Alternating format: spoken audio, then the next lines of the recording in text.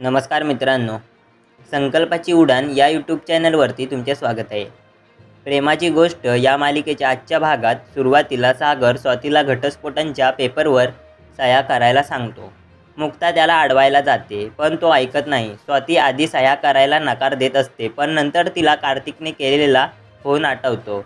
फोनवर कार्तिकने सांगितलेलं असतं की घरच्यांनी जे काय करायला सांगितले ते तू कर. माझ्या विरोधात जेवढं जमेल तेवढं कर, जेणेकरून त्यांचा तुझ्यावर विश्वास बसला पाहिजे. बाकी सगळं पुढे काय करायचं ते माझ्यावर सोड. त्यामुळे स्वाती काही न बोलता पेपर्सवर सह्या करते. सागर ते पेपर्स घेऊन निघून जातो. तो गेल्यावर इंदिरा स्वातीला बोलते की तुला खरंच वाटतं का जावई बापूंनी हे केलंय, मग तू का सह्या केल्यास? यावर स्वाती मुक्ताला टोमणे मारून रूममध्ये निघून जाते. दुसरीकडे सागर घटस्फोटाचे पेपर्स घेऊन जेलमध्ये कार्तिकला भेटायला जातो. तेव्हा कार्तिकचा माज कमी झालेला नसतो. एवढा होऊ नये तो अगदी गुरमीत सागरशी बोलत असतो. मी काहीही झालं तरी या पेपरवर सह्या करणार नाही, असं तो ठामपणे सांगतो. यावर सागर भडकतो की तुला येथे जेलमध्ये ठेवलंय ते तुझं नशीब समज, नाहीतर ज्या हातांनी तू माझ्या बायकोला स्पर्श केलास, ज्या घाणेरड्या डोळ्यांनी तिला पाहिलंस, ते केव्हाच फोडले पाहिजे. तरी कार्तिक हसतच असतो. कार्तिक ठामपणे सागरला म्हणतो की काही झालं, माझा जीव गेला तरी मी स्वातीला घटस्फोट देणार नाही. सागर त्याला म्हणतो की ते तर तुला द्यावंच लागेल, आज नाही तर उद्या. दुसरीकडे सागर निघून गेल्यावर कार्तिक लगेच सावनीला फोन लावतो आणि काही कर पण मला बाहेर काढ असं म्हणतो. सावनी आधी त्याच्यावर भडकते की तू तुझ्या कर्माने आत गेला आहेस, तुझा ओव्हर कॉन्फिडन्स तुला नडला. तेव्हा कार्तिक पुन्हा तिच्या हातापायी पडून आपल्याला बाहेर काढायला सांगतो. सावनी म्हणते की मी बघते, काहीतरी करते. फोन ठेवल्यावर ती स्वतःशीच म्हणते, या संधीचा मी चांगलाच फायदा करून घेणार आणि मुक्ताला धडा शिकवणार. स्वाती आणि इंदिरा बाजारातून घरी जात असताना सावनी त्यांना गाठते आणि मुद्दाम स्वातीचे कान भरू लागते. इतके दिवस घरात असणारा कार्तिक आज जेलमध्ये आहे.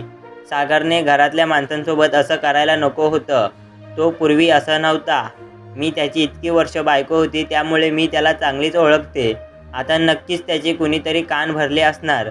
सावनीच्या बोलण्याचा रोख हा मुक्ताकडे असतो. स्वाती सावनीशी काही बोलत नसली तरी तिला तिचं म्हणणं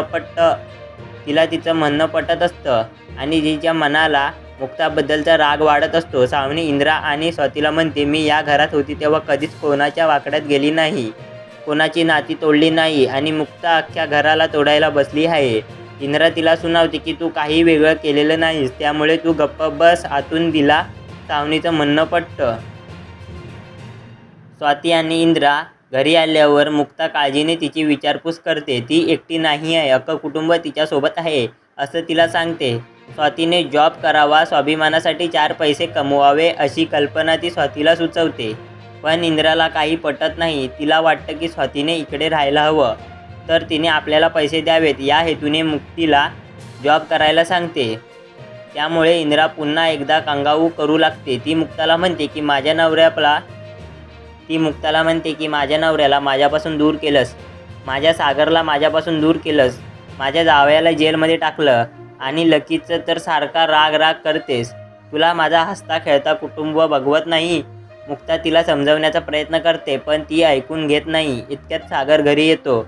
तो रागातच असतो. घरी येऊन तो मुक्ताला म्हणतो की कार्तिक आपला पिच्छा सोडत नाही, त्याने घटस्फोटाचे पेपर द्यायला नकार दिला. स्वाती ऐकते आणि मनातल्या मनात म्हणते की मला माहीत होतं हे असं होणार, कारण हे मला स्वतःपासून कधीच लांब करणार नाही.